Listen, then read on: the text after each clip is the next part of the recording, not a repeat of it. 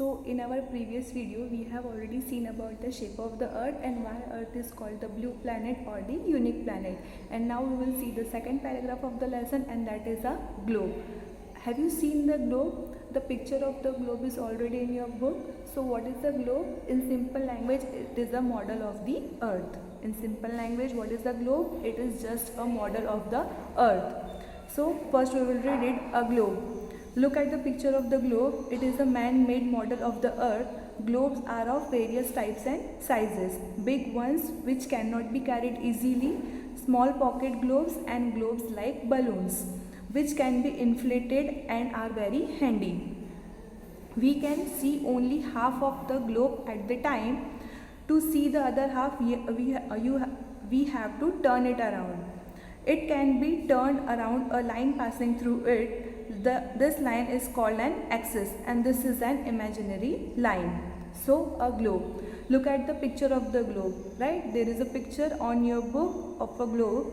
It is a man-made model of the earth. It is made by man. It is a man-made model of the earth. Globes are of various types and sizes.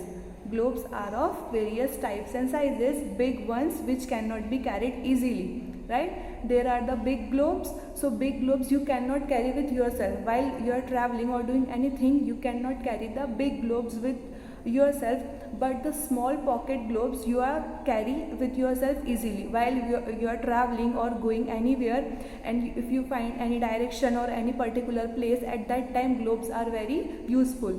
So big globes are not handy, so you cannot carry with yourself anywhere while traveling, but the small pocket globes you can easily carry with yourself, right? So there are big ones also and the small one also. Big ones which cannot be carried easily, and the small pocket globes and the globes like balloon which can be inflated are very handy. Very handy means you can carry with yourself anywhere. We can see only half of the globe at the time. Now when you see the globe, you cannot see the complete globe at one time. You can see only the half part of the globe at one time. To see the other half, we have to turn it around, right? To see the other half of the globe, you have to turn it around to see the back side of the globe. It can be turned around, the line passing through it. When we have to turn it around, there is a line. With the help of that line, we can turn it around to see the back side of the globe, and that line is called as the axis line. And axis line is only the imaginary line on that globe. So now I will show you the actual globe. See, this is the globe. This is a big one. This one you cannot carry with yourself anywhere easily, right? Because this is a big one. Now this is the globe. When you see this globe, you only see this part, means front part of that globe. You cannot see the complete globe at one time, right? So if you want to see the back part of this globe, you have to turn it around like this, right? Because at the same time you cannot see the complete globe. You can only see the front part of the globe, and when you want to see the back part of the globe, you have to turn it around to see the other things, right? So we can see with the help of this globe, what is the use of this globe? With the help of this globe, we can see the correct shapes, positions and the locations of all the continents and oceans on the globe. What is the use of this globe?